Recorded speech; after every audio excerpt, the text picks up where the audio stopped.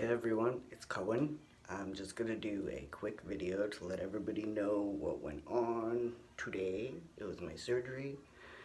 I showered last night.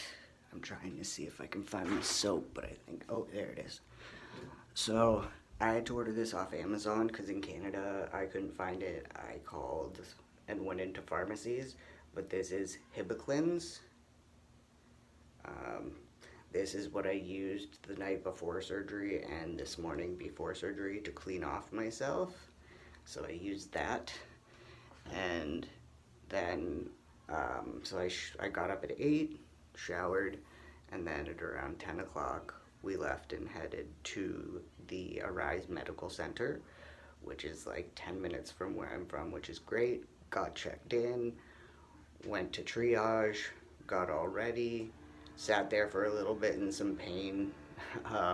If you hear a vibrating noise, it's those compression wraps or braces that like tighten and release to make sure that your blood flow is going well. They actually sent me home with a pair, and they look like they're not cheap at all, so that's really cool. But yeah, so I went in. The anesthesiologist came last, but Dr. Crane came in first, and I showed him pretty much what I got going on, and he said that it has nothing to do with my urethra. So that's awesome. But what is happening is that over time I have developed a bladder stone, and it is about the size of a goose egg. So let's see.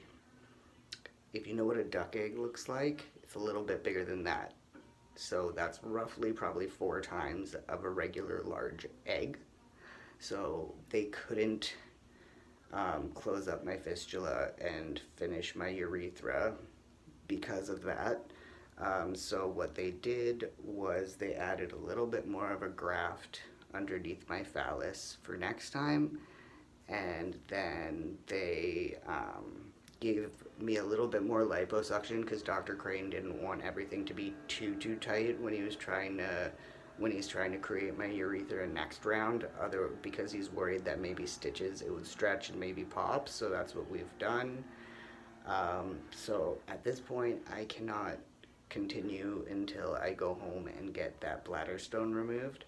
I've already had my wife call my doctor's office, and I sent her a picture, which I've posted on Instagram, to kind of let my doctor know what needs to be going on. My doctor already knew that I was supposed to go see a urologist because technically I should have had a suprapubic catheter, but because nothing to do with my urethra was worked on, I do not have a catheter at all, which is fantastic. I would have loved to stand to pee. I would have loved to have my fistula closed, but unfortunately, because of this bladder stone, I cannot. So I will be going home, consulting with a urologist, and then getting that removed, however that may be. And then after that, I will have to book an appointment to come back here. And luckily enough, I talked to Dr. Crane, and they are going to close up my fistula, finish off my urethra, and then also give me my testicular implants. So that technically should be my last surgery because I have not decided on an ED device. It's a 50-50 risk of it working or not working. So to me, that's not a good enough percentage for me to risk that. So that's what the plan is so far. Hopefully it works out that way, but I'm closer and closer to finishing, and unfortunately this random issue just popped up that had nothing to do with my surgery, and I guess I just got lucky. But yeah, anyhow, that's what's going on. I don't think I'll have anything to make another video about until I get home, but if anything does pop up, I will throw up a quick video just to explain what's going on. If you have any questions, please leave them in the comments below, or feel free to DM me if you follow Transfellas on Instagram.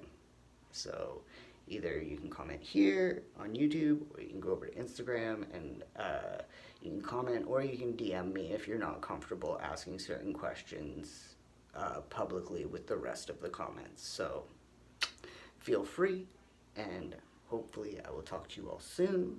I'm feeling pretty good, not too bad. So I'm doing all right now. Thank you for all the kind wishes. Thank you for everybody who's checked in. Love you all. Peace.